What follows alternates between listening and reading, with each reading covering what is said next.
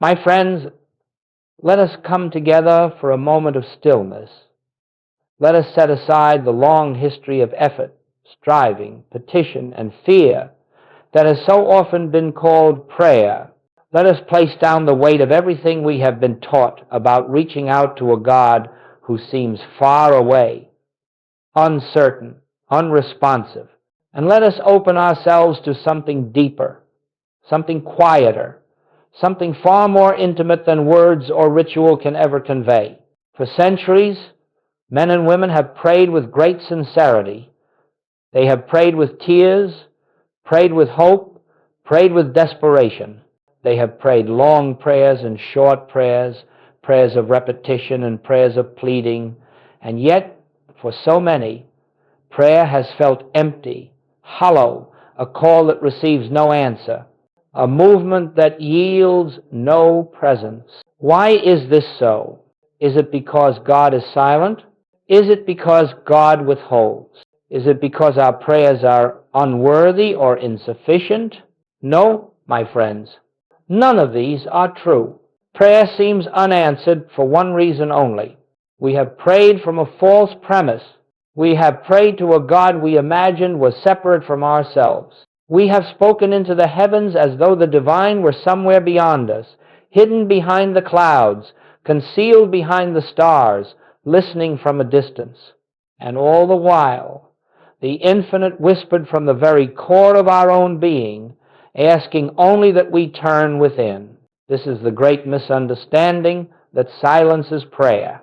Not the lack of faith, not the lack of sincerity, but the lack of recognition. For prayer is not an act of reaching outward at all. Prayer is not a cry to a far-off deity. Prayer is not begging, persuading, or pleading with a power that must be convinced to intervene in our affairs.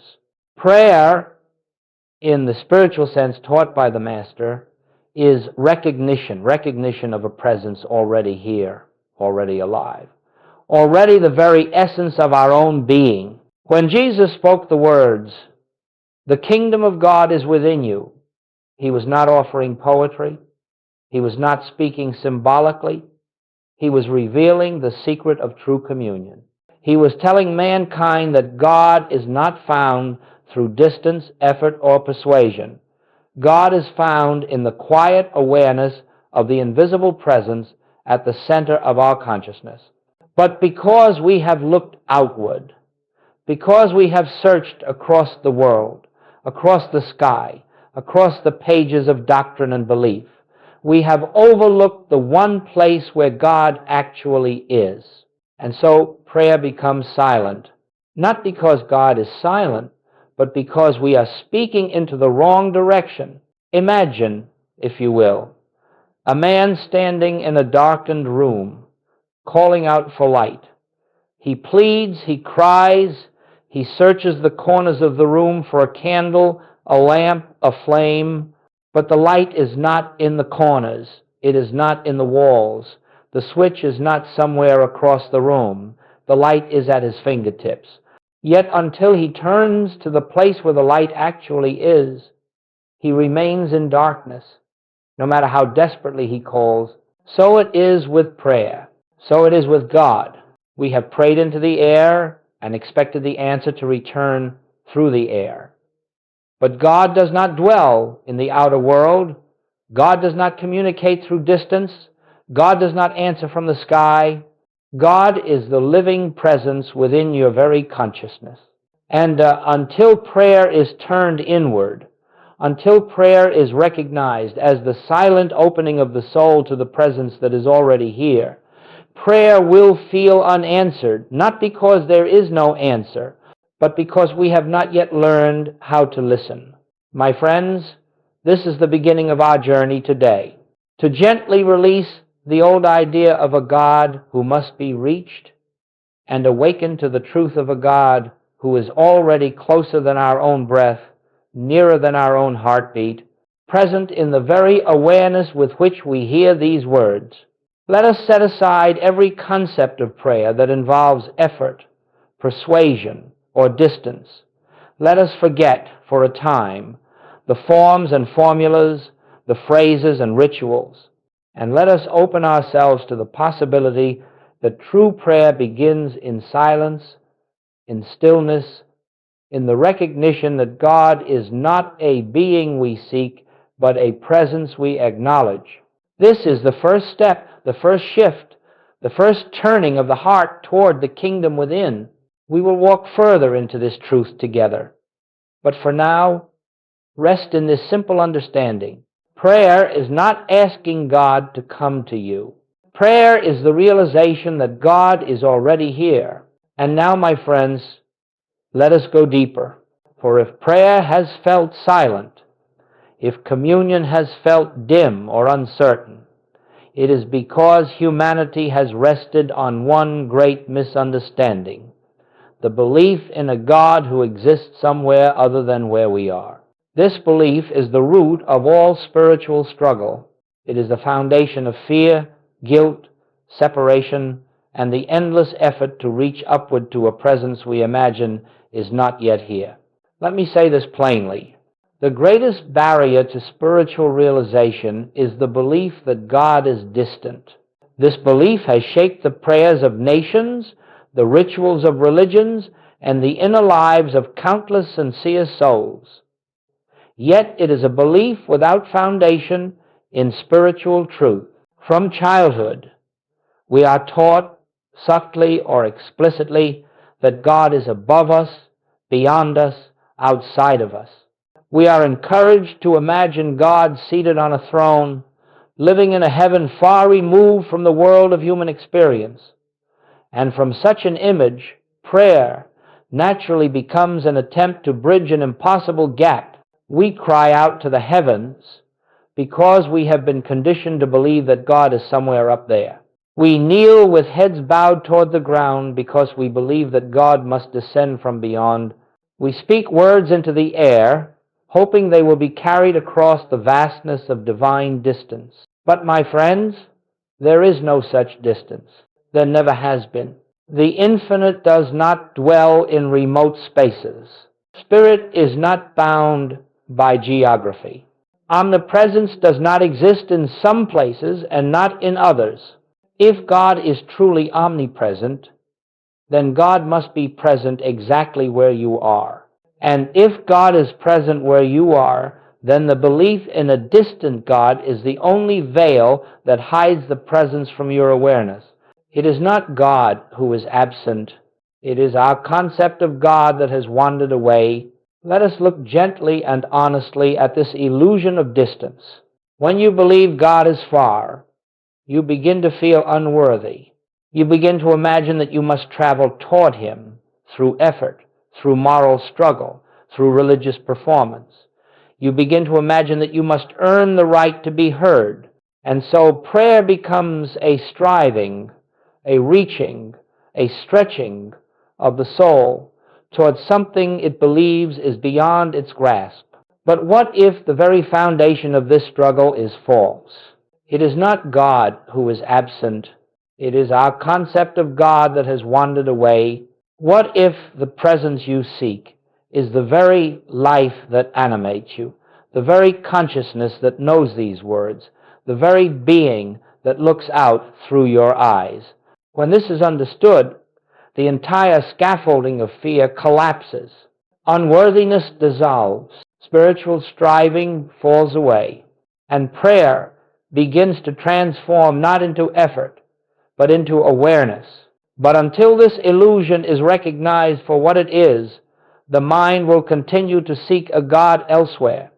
And in that seeking, it will overlook the presence that is here. You may search the scriptures. You may search the world religions. You may explore every spiritual tradition on earth and still miss the truth if the mind insists that God must be found somewhere outside your own being. This is why theological debate has never brought spiritual realization.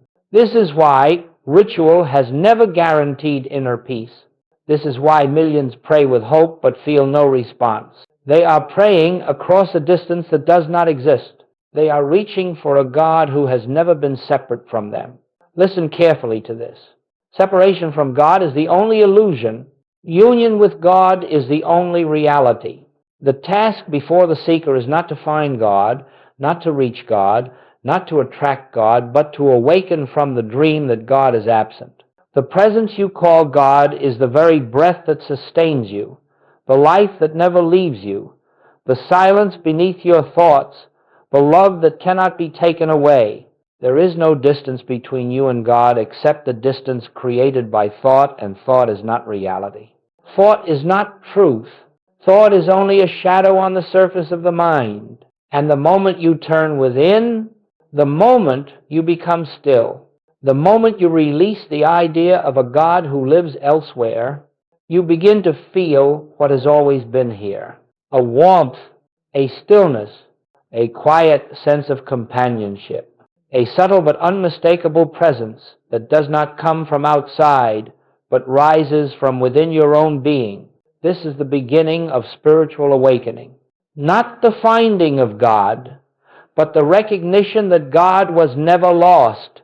The Master's teachings were not invitations to search the heavens. They were invitations to awaken the heart. The kingdom of God is within you, not will be, not could be, not might be when you become worthy. It is within you now, always, eternally. When this truth begins to dawn, prayer is transformed from questioning into communion, from pleading into resting, from fear into peace. And the illusion of distance, which has weighed upon humanity for centuries, begins to dissolve like mist in the morning light. We will explore this further, but let us pause here. For in this stillness, something in you already knows the truth. God is not far. God is not apart.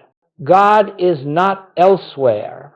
God is the presence within your own consciousness, awaiting recognition. And now, my friends, as we rest in this understanding that God is not distant, let us turn our attention to the one who revealed this truth with unmatched clarity, the Master, Jesus Christ. God is the presence within your own consciousness, awaiting recognition. God is not far. God is not apart. God is not elsewhere. For if we are to understand prayer, we must return to his teachings, not as they have been explained through centuries of theology, but as they were spoken from the depth of spiritual realization. We must hear his words not as history, but as living truth, as instruction meant for the awakening of consciousness, not the performance of religion. No, he said, when thou prayest, enter thy closet, pray to thy Father which is in secret. The kingdom of God is within you. I and the Father are one. Everything he taught about prayer pointed us inward. Everything. Not one instruction directed humanity toward an external God. Not one prayer he offered was an act of petition. Not one word suggested distance. Jesus prayed not to bring God near, but to rest in the presence that was already there. He entered silence. He withdrew from crowds.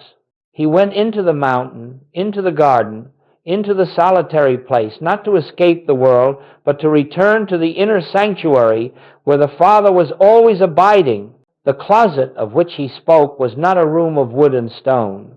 It was the innermost chamber of consciousness, the silent, sacred space where the personal sense of self dissolves and the presence of God is felt as one's very own being.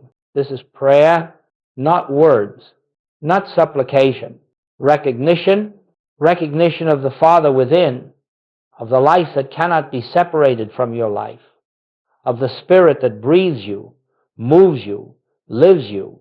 When Jesus prayed, he was not informing God of need. He was not asking God to change external conditions. He was not pleading for intervention.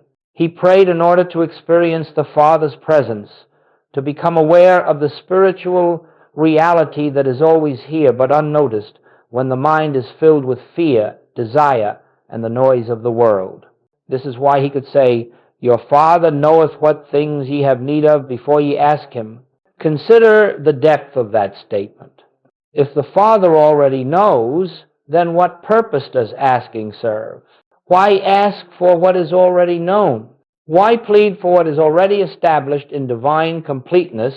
You see, Jesus was not instructing us to inform God of our needs. He was instructing us to silence the mind that believes in need at all, and to awaken to the reality in which every need is met in the fullness of spiritual being. This is why the Master's Prayer, the Lord's Prayer, contains no asking, no pleading, no petition. It is pure recognition. Thine is the kingdom, thine is the power, thy will is done. It is not a prayer to bring something into being. It is a prayer that acknowledges what already is. It is pure recognition. Thine is the kingdom, thine is the power, thy will is done. Jesus did not say, let me have supply. He said, consider the lilies. Your Father careth for you. Fear not, little flock, for it is your Father's good pleasure to give you the kingdom. He did not say, give me strength. He said, I can of mine own self do nothing, which is to say, there is no personal strength to request. There is only divine strength to recognize. Prayer is not a transaction. It is not negotiation. It is not a request sent outward in hope of return. Prayer is the sacred resting in the Father's presence. It is the willingness to enter the silence and allow truth to reveal itself without the interference of the personal mind. This is why Jesus could teach with authority. This is why he could heal without effort. This is why he could face storms, crowds, suffering, betrayal, and even death with unshakable peace. He lived from the consciousness of I and the Father are one. And in that oneness, prayer becomes not a practice of reaching God, but a practice of recognizing God. This is the prayer we must learn. Not the prayer of asking, but the prayer of awareness. Not the prayer of seeking answers, but the prayer of resting in the answer that already exists. Not the prayer of outward effort, but the prayer of inward stillness. Let us pause for a moment, gently, silently, and feel the shift from asking to recognizing. This is the prayer that Jesus taught. This is the prayer that awakens the soul. This is the prayer that reveals the kingdom within. My friends, now that we have opened our hearts to what the Master actually taught about prayer, we can look gently but truthfully at why so much of humanity's prayer has remained unanswered. It is because almost every prayer ever spoken has begun at the wrong point of consciousness. Almost every prayer has tried to address the world first and God second. Almost every prayer has attempted to fix conditions rather than recognize the presence behind them.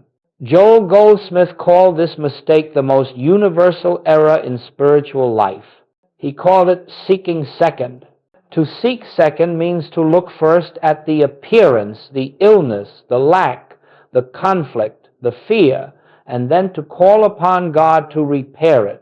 It means to observe the world with human eyes and then hope that a divine power will come afterward to correct what the senses have presented. We say, God, fix this sickness. God, change this situation. God, remove this fear. God, supply this need. But notice the order of consciousness. We have already accepted the appearance as truth before we have turned to the presence. We have believed in the problem, believed in it so completely that we now ask God to overcome it. We are trying to use spirit to repair matter rather than letting spirit reveal itself as the only reality. This is seeking second. And as long as we seek second, prayer will be fruitless. Understand this clearly. What you recognize first becomes the authority in your consciousness. If you recognize the sickness first, then sickness becomes your authority and God becomes your remedy. If you recognize fear first, fear becomes your authority and God becomes your comfort. If you recognize lack first, lack becomes your authority, and God becomes your supplier. But God is not a supplier. God is not a comforter in the sense of repairing what fear has created. God is not a healer in the sense of restoring what sickness has destroyed. God is the spiritual reality in which sickness, fear, and lack have no actual existence. When you ask God to change conditions, you have already surrendered truth to appearance. You are declaring the world of form to be real and the world of spirit to be secondary. But Jesus never worked this way. He did not look at the illness and then ask God to intervene. He recognized God first, and in that recognition, the illusion dissolved. He did not treat disease. He recognized wholeness. He did not pray for supply. He recognized completeness. He did not pray for protection. He recognized oneness. The miracle was not in the asking. The miracle was in the recognition. Let us take this slowly, for the mind may resist it. When you pray for something, you are declaring that you do not yet have it. When you pray for healing, you are declaring that sickness has reality. When you pray for safety, you are declaring that danger has power. When you pray for supply, you are declaring that lack has authority. Every petition reinforces the very condition you are trying to escape. This is seeking God after you have already accepted the problem. And yet the Master said, seek first the kingdom of God. Seek God first, before the fear, before the diagnosis, before the financial concern, before the emotional storm, before your human reasoning begins its frantic work. Seek God first, not as a remedy for the problem, but as the reality that renders the problem unreal. This is not positive thinking. This is not denial.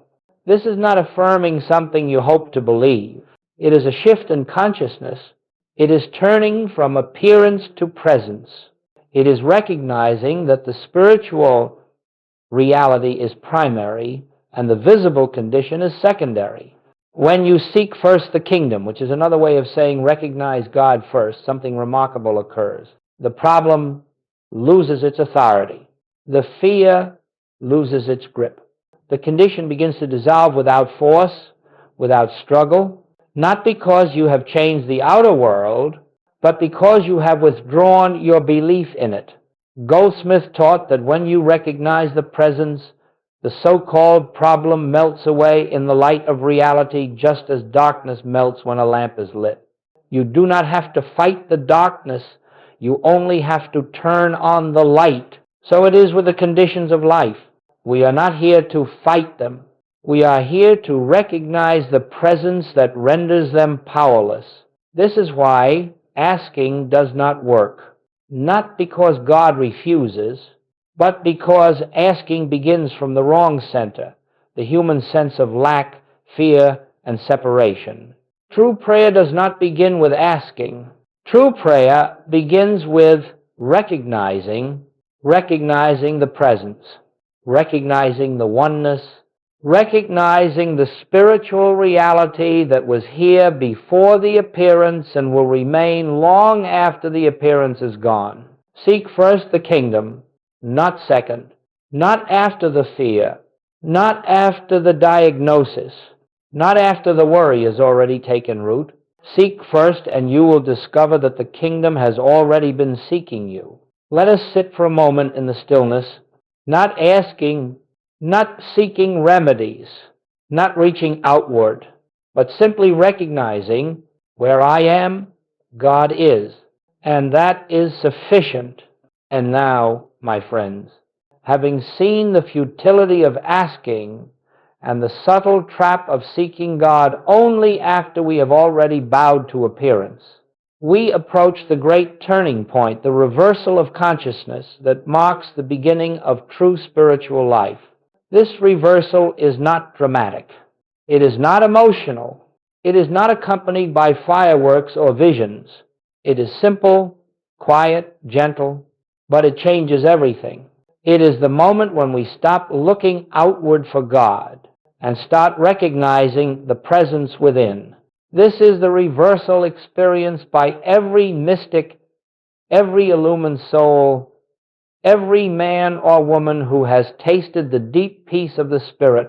It is the shift from searching to recognizing, from effort to awareness, from seeking to being. Let us look closely, for this is the heart of the path.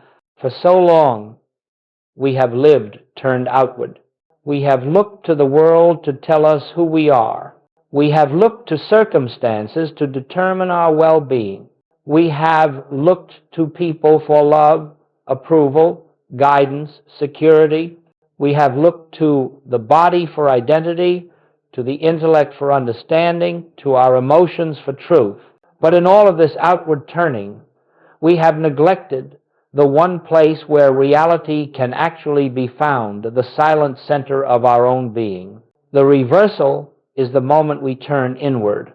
Not inward into thought, not inward into emotion, not inward into imagination, but inward into the quiet, living presence that is always here beneath the noise of the mind. This turning is not an action of the will. It is not an effort of concentration. It is not a mental technique. It is a surrender, a release, a softening, a gentle willingness to abide in the awareness that something greater than the personal self is already present. Joel Goldsmith called this recognizing the presence, not bringing it into being, for the presence is already here, not attracting it, for the presence cannot be absent, not calling it for the presence as your own life. It is simply recognizing what has always been. When you sit in silence and shift your attention inward, something begins to happen, not because you seek it, but because you are no longer interfering with it. You begin to sense a quiet aliveness, a subtle peace, a warmth that has no physical origin, a stillness that does not depend on outer conditions. You begin to feel that you are not alone, even when no one is near. You begin to sense that something is carrying you, sustaining you, breathing you. You begin to perceive an intelligence at work that is not your personal mind, an order that arises without your control, a presence that knows you more intimately than you can know yourself. This is the beginning of recognition, and recognition is the true foundation of prayer. To recognize is not to repeat phrases. It is not to affirm truths mechanically. It is not to force belief. To recognize is simply to see inwardly, quietly, without effort, that God is the very essence of your being, that the life in you is not personal but divine, that your consciousness is an instrument through which the infinite expresses itself. Once this is glimpsed, even faintly, prayer becomes entirely different. No longer do you ask for healing. You recognize that wholeness is the nature of your being. No longer do you ask for supply. You recognize that completeness is the nature of spirit. No longer do you ask for peace. You recognize that peace is the nature of the presence within. No longer do you ask for guidance. You recognize that the intelligence which formed the universe is already living in you, moving through you, directing you. Nothing is added to you. Nothing is given to you. Nothing is sent to you. You awaken to what has always been yours in truth. This is the reversal. From seeking to recognizing, from asking to resting, from looking outward to turning inward, from believing in separation to knowing oneness. And my friends, once this recognition begins, even in small ways, your inner life changes. Your outer life begins to reflect the harmony that unfolds naturally from within. But the true transformation is not in circumstances, it is in consciousness. It is the discovery that God is not something you reach. God is the presence you awaken to. Let us take a moment now, together, in shared stillness. Feel the breath move in and out, not as your breath, but as life breathing itself. Feel the awareness that listens to these words, not the mind, but the presence behind the mind. Feel the quiet space in which all thoughts rise and fall, the space that does not change. In that stillness, recognize, I am already in the presence. The presence is already in me. We are one. This is the reversal. This is the beginning of true prayer. This is the doorway to a life lived in union with the infinite. My friends, having come to the recognition that the presence is within you, and that prayer is not asking but resting in this inner awareness, we now touch one of the most beautiful mysteries of the spiritual life, the mystery of grace. For once you begin to recognize God, not as a distant power to be persuaded, but as the living presence of your own being, the entire burden of life begins to lift. The strain dissolves, the effort dissolves. The need to manipulate, control, or force conditions begins to fade like a shadow in the light of dawn. Why? Because the moment you cease trying to make life conform to your will, you make room for the divine to reveal itself. My friends, having come to the recognition that the presence is within you, and that prayer is not asking but resting in this inner awareness, we now touch one of the most beautiful mysteries of the spiritual life, the mystery of grace. Why? Because the moment you cease trying to make life conform to your will, you make room for the divine to reveal itself. You see, as long as you strive, as long as you push, as long as you attempt to change the outer world through human force, you interfere with the harmony that is already established in spiritual reality. It is as though the personal sense of self stands between you and the flowing river of truth. But the moment you become still, the moment you retreat inward, the moment you cease asking and begin recognizing, the moment you no longer impose your will upon life, grace begins to move. It moves silently. It moves without noise or announcement. It moves without struggle, without conflict, without demand, but it moves unfailingly, inevitably, harmoniously. Joel Goldsmith often said, grace is not something you achieve, it is something you allow. This allowing happens naturally when you abide in the awareness of the presence. Let us look at this practically.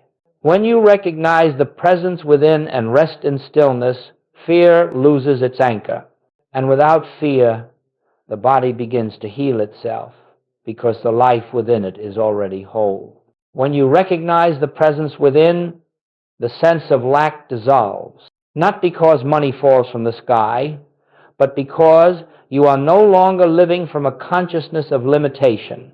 You are resting in the infinite completeness of spirit, and the outer world reorganizes to reflect that inner sufficiency.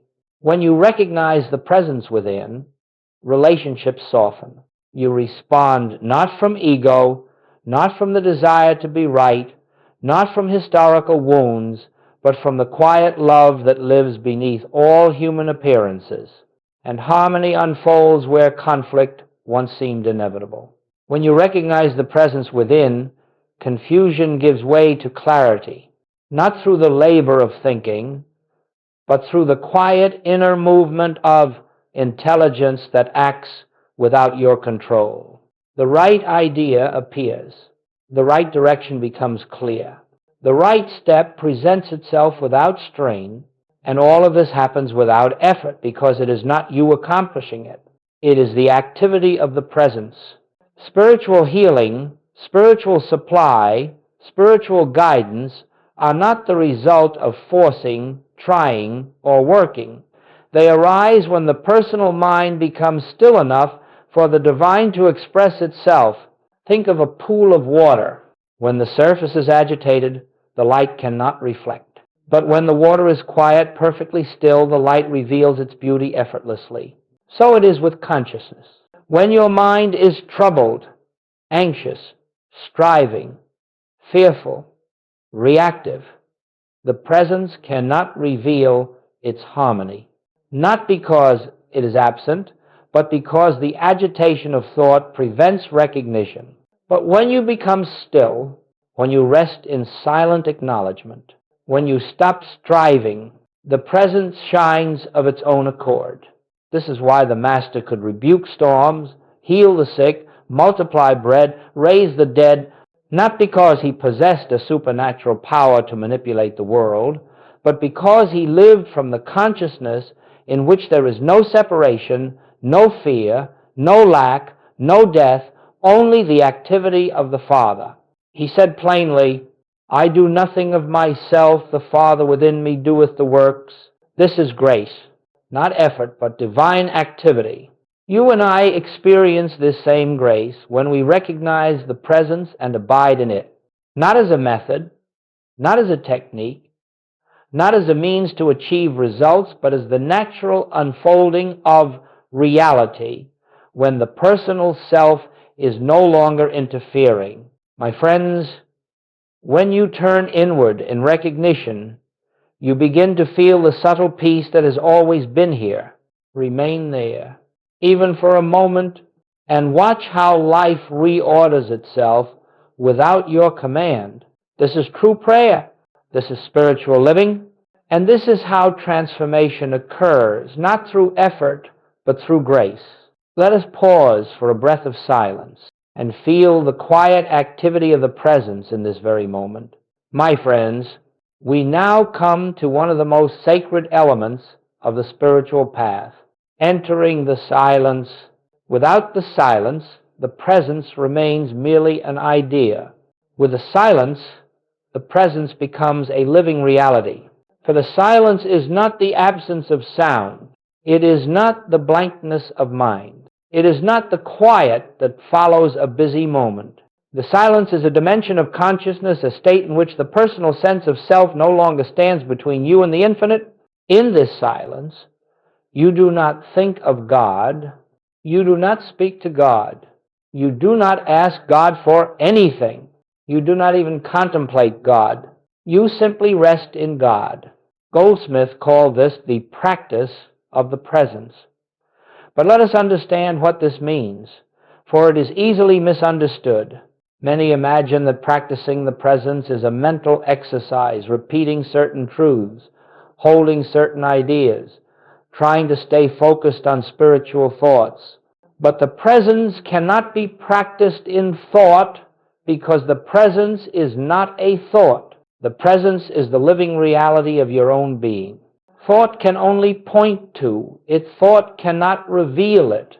The practice of the presence is not thinking. It is recognizing. It is turning inward gently, letting the mind grow quiet, and becoming aware of the stillness behind the mind. Let me describe this simply. Sit comfortably, without strain. Close your eyes if that feels natural, and just notice that something is aware. There is an awareness that is here before thought arises. There is an awareness that remains even when thought dissolves. Like the sky behind the clouds, it is always present. Become gently aware of that awareness. Do not try to control it. Do not try to deepen it. Do not try to perfect it. Just notice it. This awareness, this quiet, observing, spacious presence is the doorway to the silence. It is not personal. It is not your awareness.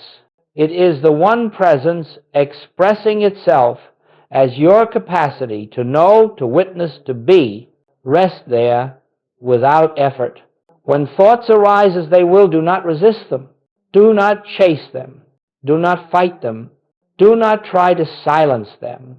Let them pass like ripples on the surface of a lake, knowing that beneath them lies the still depth that is never disturbed. You are not trying to reach God.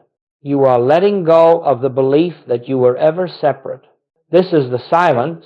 Sit comfortably, without strain. Close your eyes if that feels natural, and just notice that something is aware. There is an awareness that is here before thought arises. There is an awareness that remains even when thought dissolves. And it is in this silence that the presence becomes tangible. Not as emotion, not as sensation, not as vision, but as a deep, quiet certainty, a knowing without words, a peace that does not depend on any condition, a light that does not shine through the eyes but through consciousness itself. Stay in this silence, even for 1 minute, and spiritual transformation begins. For in the silence, God becomes the activity of your being. In the silence, the Father within goes before you. In the silence, harmony unfolds without your effort. In the silence, solutions arise without your planning. In the silence, healing takes place without your trying to heal. This is why Goldsmith urged his students again and again, enter the silence many times a day, even if only for a few seconds, not to gain something, not to accomplish something, not to receive answers, but to abide in the recognition of the presence and to let grace do what you cannot do through human effort. Stay in this silence, even for 1 minute, and spiritual transformation begins. For in the silence, God becomes the activity of your being. In the silence, the Father within goes before you. In the silence, harmony unfolds without your effort. In the silence, solutions arise without your planning. In the silence, healing takes place without your trying to heal. Not to gain something, not to accomplish something, not to receive answers, but to abide in the recognition of the presence and to let grace do what you cannot do through human effort. Stay in this silence, even for 1 minute, and spiritual transformation begins. Not to gain something, not to accomplish something, not to receive answers, but to abide in the recognition of the presence and to let grace do what you cannot do through human effort. Let us rest now, for even a breath, in the quiet recognition, thou art here, and I am in thee, and all is well. This is the silence. This is the presence. This is prayer in its purest form. My friends, once the silence becomes familiar, once recognition of the presence begins to dawn within you, something extraordinary and deeply natural starts to take place. Your life, your outer, visible life begins to reorganize itself according to your inner state of consciousness. This is not metaphysics. This is not mental manipulation. This is not manifestation as the world teaches it. It is simply the law of spirit. The inner is the cause. The outer is the effect. This is the silence. This is the presence. This is prayer in its purest form. Thou art here, and I am in thee, and all is well. In truth, your outer life has always been the shadow of your inner state. Every fear you have carried has eventually appeared as conflict. Every belief in limitation has eventually appeared as lack. Every sense of separation has eventually appeared as loneliness. Every sense of vulnerability has appeared as illness or instability. Let us make this clear. You do not use God to improve your outer life. God uses your inner stillness to reveal a new outer life. This is living from presence. Let us consider what this looks like in practical experience. When you awaken in the morning and your first awareness is of the presence within, even for a few seconds, you begin the day not as a personal self struggling to survive, but as spiritual being, recognizing the invisible source of your life. From that recognition, the activities of your day unfold with greater ease. People respond differently. Decisions arise naturally. Resources appear without strain. Problems dissolve before they reach their full shape. Not because you are manipulating anything, but because you are not interfering with anything. The presence governs. When the presence is recognized, fear loosens its grip. And when fear is no longer the lens through which you see the world, possibilities open where none seem to exist, conversations become gentler, Tension melts from your actions. The mind does not rush or panic. Even time itself seems to expand. This is living from presence. When you face difficulty, a financial concern, a relationship strain, a physical symptom, you pause. You do not attack the issue. You do not argue with it. You do not scramble for solutions. You pose. You turn within. You recognize the presence, and then you act not from fear, but from quiet inner guidance. This may take 10 seconds. It may take one breath. But that single moment of turning inward shifts the entire trajectory of your response. And because your response is different, the outcome becomes different. The outer follows the inner. When you approach your relationships from presence, you begin to see the divine in those around you. You are no longer reacting to their personalities, their moods, their histories, their appearances. You are quietly recognizing the same presence that lives within you, living as them. This recognition softens the atmosphere. It breaks the cycle of reaction. It brings clarity where confusion once lived. It brings compassion where resentment once held ground. It brings peace into conversations that once erupted in conflict, not because you forced yourself to be patient, but because the presence within you was recognized and it became the presence with which you met the world. This is living from presence. When faced with a decision, you do not analyze endlessly. You do not panic about outcomes. You do not weigh every option 100 times. You become still. You enter the silence. You feel the quiet flow of inner knowing, and you follow the impulse that arises from that stillness. This is guidance, not mental, not emotional, not reactive. It is the activity of the infinite moving through your consciousness, the same intelligence that formed galaxies, guided the prophets, and breathed life into every living being. Now it is moving through you because you have made yourself available. This is living from presence. And over time, you will notice something deeply beautiful. The more you live from the inner, the less the outer troubles you. Now it is moving through you because you have made yourself available. You live from the kingdom within, and the outer becomes an expression, not a cause, a reflection, not a foundation, a shadow of the reality alive in your consciousness. And over time, you will notice something deeply beautiful, not because life becomes perfect, but because you no longer expect the outer world to be your source of security, love, joy, or fulfillment. The presence within me is the only reality, and the outer world will reveal what I recognize within. This is how the inner becomes the outer. This is how grace becomes visible. This is how the infinite expresses itself in form.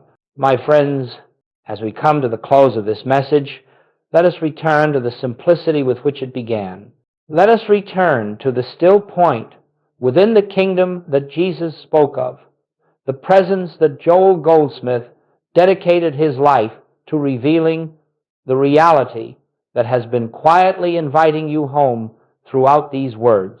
If you have heard anything today, let it be this: you do not need to go anywhere to find God.